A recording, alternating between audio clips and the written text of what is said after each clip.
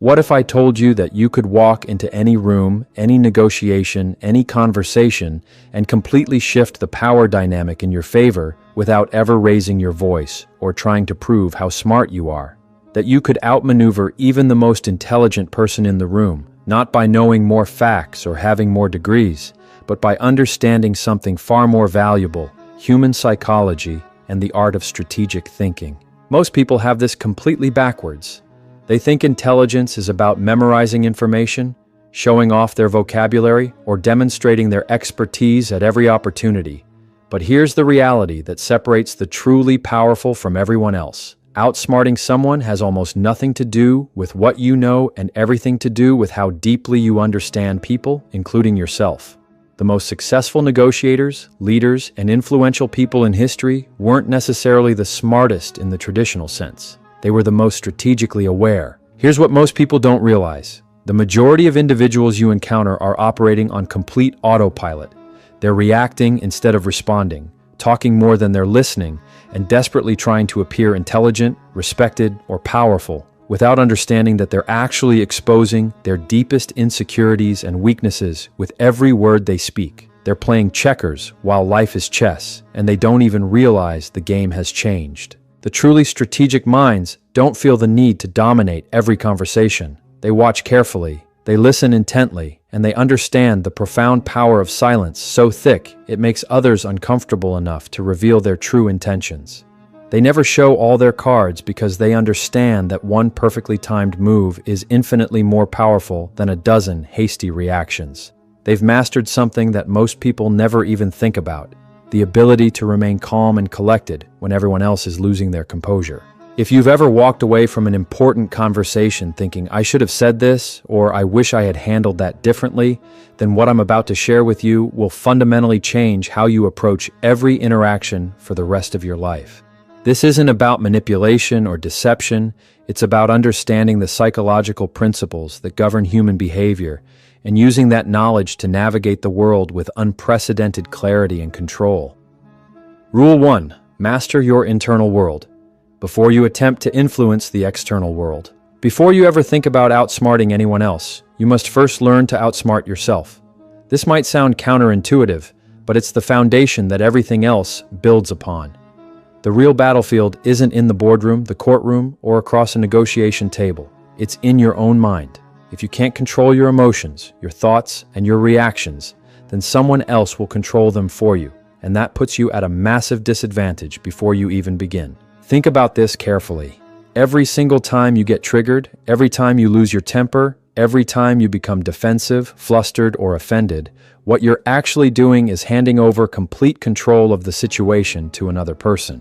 You're giving them the ability to pull your strings like a puppet master, and once they realize they can get a predictable reaction out of you, they've already won the psychological game. That's not power, that's vulnerability disguised as strength. True mental mastery means developing the ability to pause when every instinct in your body is screaming at you to explode. It means maintaining your composure when you're under intense pressure, when you're being challenged, when someone is deliberately trying to push you to your breaking point. You simply cannot outthink someone when your emotions are doing the thinking for you, and that's exactly what happens to most people in high-stakes situations. When you're emotionally hijacked, your judgment becomes clouded, your decision-making becomes impaired, and you start operating from a place of fear, anger, or ego rather than strategic clarity. The people who appear most powerful in any room aren't necessarily the most charismatic, the most confident, or even the most experienced. They're the ones who can maintain their psychological equilibrium no matter what chaos is happening around them. This level of mental discipline doesn't happen overnight. It comes from deliberate practice in small, everyday situations. When someone interrupts you, do you immediately snap back, or can you maintain your composure and respond with calm authority? When you feel the urge to correct someone or defend your ego, can you instead choose to remain silent, understanding that sometimes your silence speaks louder than any argument you could make? Every interaction you have is an opportunity to strengthen this crucial skill. The moment you allow someone to make you feel small, angry, or frustrated, you've already lost your strategic advantage. You're no longer leading the interaction, you're simply reacting to it. And people who want to manipulate or control you will study your emotional patterns, looking for the cracks in your armor because your emotional reactions are often the easiest things to exploit. Mental mastery also requires you to stop taking things personally. Most people walk through life with psychological wounds that are easily triggered, so when someone criticizes them, ignores them, or challenges their authority, it cuts straight to their core insecurities. But when you've done the internal work to understand your own worth and value, these external attacks lose their power to destabilize you. You become psychologically untouchable, not because you don't feel emotions, but because you don't allow temporary feelings to dictate permanent actions. The calmest person in any room is usually the one with the most control, and this isn't an accident. Elite performers, skilled negotiators, and experienced interrogators are all trained to regulate their breathing, observe rather than react, and maintain their composure regardless of external pressure. This doesn't come from natural talent. It comes from intentional preparation and consistent practice. Rule 2. Become a master of human psychology and nonverbal communication. People are constantly telling you exactly who they are without speaking a single word. But most individuals completely miss these crucial signals because they're too focused on what they want to say next. If you want to develop the ability to outsmart anyone, you can't just listen to their words. You need to become fluent in reading the signals they're sending through their body language, tone of voice, and behavioral patterns. Outsmarting people isn't about being louder, more aggressive, or more dominant. It's about being exponentially more aware of the subtle psychological dynamics at play. Human beings are creatures of habit, emotion, and ego, and they leak information constantly through micro-expressions, posture changes, voice inflection, eye movement patterns, and word choices. These aren't random behaviors, they're psychological signals that reveal what someone is really thinking and feeling beneath their conscious presentation. Every person you encounter, regardless of how guarded or sophisticated they might appear, has predictable patterns of behavior. Once you learn to recognize and interpret these patterns, you stop operating blindly in your interactions. You begin to see the psychological landscape of every conversation, understanding not just what people are saying, but why they're saying it and what they're trying to achieve. Let's start with the eyes, which are often called the windows to the soul, but are more accurately described as windows into someone's mental state. People can fake smiles, they can pretend to be confident, they can perform politeness, but the eyes rarely lie convincingly. Pay attention to the subtle flicker when someone is asked a direct question, the way their gaze shifts away when they're uncomfortable, the delayed blink that indicates processing, or the narrowing that happens just before they become defensive. When someone claims to be confident but their eyes repeatedly dart toward the floor, you're witnessing a performance, not genuine self-assurance. These moments of incongruence between what someone says and what their body reveals are invaluable sources of information about their true psychological state. Then there's the voice itself. Not just the words, but the tone, pace, and rhythm. Is their voice tight with tension? Are they speaking unusually quickly because they're nervous, or unusually slowly because they're carefully calculating every word? Are they over-explaining simple points, which often indicates deception or insecurity? Are they leaving long pauses before answering straightforward questions, which might suggest they're constructing their response rather than recalling it? Most people only pay attention to communication when it's directed at them, but this is a massive mistake. You learn the most about someone's true character when they think they're not being observed. Watch how they treat service workers, how they interact with people they perceive as having less power, how they behave when they think no one important is watching. That's when the polished mask slips and you see the authentic person underneath. Reading people effectively isn't about making judgments or labeling someone as good or bad. It's about developing a deeper understanding of human psychology so you can navigate interactions with greater clarity and precision. If someone enters a room and immediately makes themselves appear larger, broad stance, loud voice, intense eye contact, they're likely trying to project dominance. But the crucial question is whether this is genuine confidence or a psychological mask covering deep insecurity. You won't find this answer by confronting them directly. Instead, you observe the details. What happens when someone with higher status enters the room? Do they maintain their dominant posture, or do they subtly shrink back? How do they handle situations where their authority is questioned? These behavioral patterns reveal far more than any words ever could. When it comes to deception, many people assume that liars avoid eye contact, but this isn't always accurate.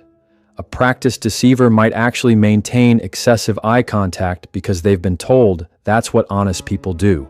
However, they often overcompensate, creating unnaturally rigid eye contact that feels uncomfortable and inauthentic. Genuine eye contact is fluid and natural, moving organically rather than being locked in place. Your intuition processes information much faster than your conscious mind, so when something feels off about someone's behavior or story, trust that instinct. Your subconscious is picking up on inconsistencies and patterns that your analytical mind hasn't yet processed. Rule 3. Master the strategic use of silence and precision questioning. In our noise-obsessed culture, where everyone is constantly competing for attention and airtime, silence has become one of the most powerful and underutilized tools available. Most people are terrified of silence because they interpret it as emptiness that needs to be filled, but this reveals a fundamental misunderstanding of how psychological power actually works. Silence isn't empty, it's loaded with potential, and when you learn to wield it strategically, it becomes one of your most potent weapons. The majority of people are deeply uncomfortable with silence in conversations. They rush to fill gaps, they over-explain their positions, they share more information than necessary, all because they mistakenly believe that the person talking the most has the most control. But the opposite is true. The person who can sit comfortably in silence, who doesn't feel compelled to fill every pause, is the one who actually commands the interaction. When you don't immediately respond to someone's statement or question, you force them to wonder what you're thinking, and the moment they start guessing about your mental state, they've lost their psychological footing. People interpret silence in many different ways. It could signal confidence, indifference, disagreement, or deep contemplation, and this ambiguity creates psychological tension that most people find unbearable. Consider what happens when someone insults you and you respond with complete silence. This leaves them in a state of uncertainty. Did their words hit their intended target, or did you consider their attack so insignificant that it didn't warrant a response? This ambiguity creates internal pressure that shifts the entire dynamic of the interaction. The person who expected a defensive reaction now has to sit with their own words and the weight of your composed silence. This principle becomes especially powerful when you combine strategic silence with precision questioning. The art of asking the right questions isn't just about gathering information, it's about shifting psychological energy, disrupting someone's prepared responses, and opening doors that they thought were securely closed. The key isn't to bombard people with questions, but to ask the specific questions that go beneath the surface and interrupt their mental scripts. Powerful questions don't need to be complex or clever. They need to be intentional and well-timed. Questions like, "What makes you say that?" or "What does that mean to you?" or "Why now?" are disarming because they're open enough to allow for various responses, but pointed enough to create discomfort if someone is hiding something or operating from a place of deception. The magic happens when you pair these questions with silence. Ask your question, then wait. Don't immediately rephrase it, don't answer it for them. Don't fill the space with additional words. Hold the space and let the silence do the psychological heavy lifting. There's a well-documented psychological effect where people feel compelled to provide more complete answers when they're met with silence after a question. This pressure makes them dig deeper into their thoughts and feelings, often revealing more than they initially intended. In negotiation scenarios, this principle is particularly powerful. The person who speaks first after an offer is made is typically at a psychological disadvantage. If you present a proposal and then remain silent, you learn valuable information about the other party's position based on how they respond to that silence. Do they immediately counter-offer? Do they justify their position? Do they try to modify the terms? Each of these responses gives you insight into their negotiating strategy and their level of comfort with your proposal. Strategic silence also serves as an emotional regulation tool in heated situations. When you don't respond to someone's aggression or provocation, you neutralize their emotional energy. You don't give them the fuel they need to escalate the conflict. In that stillness, they're forced to confront their own behavior without the distraction of your reaction. People expect pushback, especially when they're being deliberately provocative. When you don't provide that expected resistance, when you simply maintain your position and observe, it creates psychological imbalance. They begin to question whether their approach is working, whether they've misjudged the situation, or whether you're planning some response they haven't anticipated. The beauty of using silence strategically is that it doesn't require any special authority or high-status position. You don't need to be the boss, the expert, or the person with the most experience. You just need the discipline to resist the urge to fill every moment with words. This discipline is rare because most people equate silence with weakness, but it actually takes incredible mental strength to remain still when your ego wants to react immediately. Rule 4. Transform conflict into strategic advantage. Conflict is one of the inevitable realities of human interaction, and most people approach it with the wrong mindset entirely. They see conflict as something to be avoided, minimized, or quickly resolved because it makes them uncomfortable. But this perspective misses one of the most important truths about human dynamics. Conflict isn't a threat to be managed. It's an opportunity to be leveraged. When you understand how to navigate conflict strategically, it becomes one of the most powerful tools for establishing your position and demonstrating your capabilities. The reason most people struggle with conflict is that they take it personally and respond emotionally rather than strategically. They get caught up in defending their ego, proving they're right, or trying to win the immediate argument. But this approach misses the bigger picture entirely. Conflict is a revealer of character, and when you can remain calm and strategic while others are losing their composure, you automatically gain a significant advantage. When someone is under pressure, their psychological mask begins to slip. You see their true priorities, their insecurities, their emotional triggers, and their decision-making patterns. If you can stay grounded and observant during these moments, you don't just survive the conflict. You gain valuable intelligence that you can use to your advantage in future interactions. Real power in conflict situations doesn't come from aggression or dominance. It comes from control. Control over your emotions, your responses, and your strategic positioning. When someone attacks you verbally and you don't flinch, when your voice remains steady and your posture doesn't shift, you've already won the first and most important battle. Most people expect retaliation when they're being aggressive, so when you respond with calm composure, it forces them to completely recalibrate their approach. Transforming conflict into strategic advantage means responding with precision rather than emotion. Emotional reactions are predictable, messy, and easy to manipulate. Strategic responses are controlled, calculated, and carry significant psychological weight. When someone publicly questions your credibility or challenges your authority, the natural impulse is to defend yourself immediately and match their energy level. But this is exactly what they want. They want to pull you into an emotional battle that makes you look defensive and unprofessional. Instead of taking the bait, you pause, maintain eye contact, let the silence stretch for a moment, then respond with calm curiosity. That's an interesting perspective. What specifically makes you say that? Or, help me understand your reasoning behind that statement. What you've done is shifted the entire dynamic from emotional to analytical. You've made the conflict about clarity and understanding rather than ego and dominance. Now the spotlight is on them to justify their position, and while they're scrambling to back up their attack, you remain composed and professional. Understanding what people really want in conflict situations is crucial for strategic navigation. Most conflicts aren't actually about the surface-level issues being discussed. They're about deeper psychological needs: respect, recognition, control, or validation. When you can identify these underlying motivations, you can address the real issue rather than getting caught up in the surface-level arguments. Sometimes the most powerful move in conflict isn't to fight back.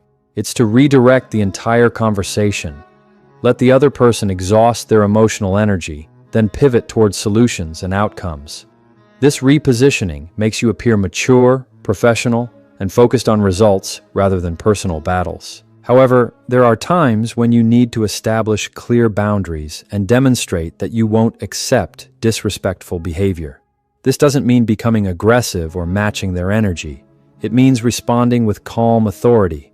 I don't operate that way in my professional relationships. Or, if we're going to work together effectively, mutual respect is non-negotiable. You don't need to raise your voice or become emotional. You simply need to speak with the clarity and certainty of someone who has already decided what they will and won't tolerate. The key insight that separates strategic thinkers from everyone else is that they don't take conflict personally. They analyze it, learn from it, and use it to their advantage. They understand that when someone is trying to provoke them, that person is actually revealing valuable information about their own psychology, their strategies, and their weaknesses. Conflict reveals patterns of behavior, and once you can identify these patterns, you can predict how someone will respond in future situations. This gives you a tremendous advantage in all your dealings with that person. Every confrontation becomes a learning opportunity. Every insult becomes a signal. Every attack becomes a chance to demonstrate your psychological strength and strategic thinking. Rule 5. Think 3 strategic moves ahead, while others react to the present moment. The fundamental difference between people who consistently succeed and those who struggle is their time horizon for strategic thinking. Most people are playing checkers, making decisions based on immediate circumstances, emotional impulses, and short-term gains. But life is actually chess, and the people who master it are constantly thinking several moves ahead, anticipating consequences, and positioning themselves for long-term advantage. Playing checkers in a chess world is why so many people get blindsided by outcomes they never saw coming. They get caught up in surface-level victories, immediate gratification, and reactive decision-making. They chase validation instead of building genuine influence. They defend themselves against trivial attacks instead of focusing on strategic positioning. This short-term thinking might provide temporary satisfaction, but it doesn't create lasting power or sustainable success. Strategic thinking requires a fundamentally different approach to decision-making. Instead of asking, "What feels good right now?" or "How can I win this immediate battle?" you ask, "What are the long-term consequences of this action?" And "How will this position me for future opportunities?" And "What will my opponents do in response?" And "How can I use their predictable reactions to my advantage?" This kind of thinking demands significant emotional discipline because it often requires you to suppress the ego's desire for immediate satisfaction. You might need to accept a small loss today to position yourself for a major victory tomorrow. You might need to let someone think they've won a battle while you're quietly winning the war. Most people can't handle this kind of delayed gratification, which is exactly why strategic thinking gives you such a significant advantage. Consider how this applies to professional conflicts. When someone disrespects you publicly or undermines your authority, the checker's move is to respond immediately and forcefully to prove that you're not someone to be messed with. This satisfies your ego and makes you feel powerful in the moment, but it doesn't necessarily serve your long-term interests. The chess move is more sophisticated. You listen carefully, you don't overreact, you let them feel like they've gained some ground, and then you leverage your growing influence over time to make strategic moves that elevate your position while exposing their unprofessionalism, all without ever directly confronting them about the original incident. This approach requires you to think about every interaction as part of a larger game. In chess, every piece has a specific role. Not every move is about immediate domination, and sometimes you sacrifice something small to create a much larger opportunity. Real power operates the same way. It's often subtle, sometimes almost invisible, but devastatingly effective over time. Strategic thinking also changes how you approach relationships, negotiations, and career decisions. Instead of thinking, "What do I want to say in this conversation?" you think, "How do I want this person to feel at the end of our interaction, and what sequence of ideas will guide them to that emotional state?" You stop communicating just to express yourself, and you start communicating for specific psychological effects. When evaluating opportunities, strategic thinkers ask different questions than everyone else. While most people focus on immediate benefits, more money, higher status, immediate recognition, strategic thinkers ask about long-term positioning. What does this opportunity cost me in 5 years? What does it align me with? Who does it put me in contact with? What doors might it close while this one opens? They understand that sometimes saying no to something good now allows you to say yes to something extraordinary later. This forward-thinking approach also protects you from manipulation and deception. When you're trained to think several moves ahead, you become much more difficult to catch off guard or manipulate. You start recognizing setups before they fully develop. You learn to identify patterns in people's behavior, and you develop an intuitive sense for when someone is trying to position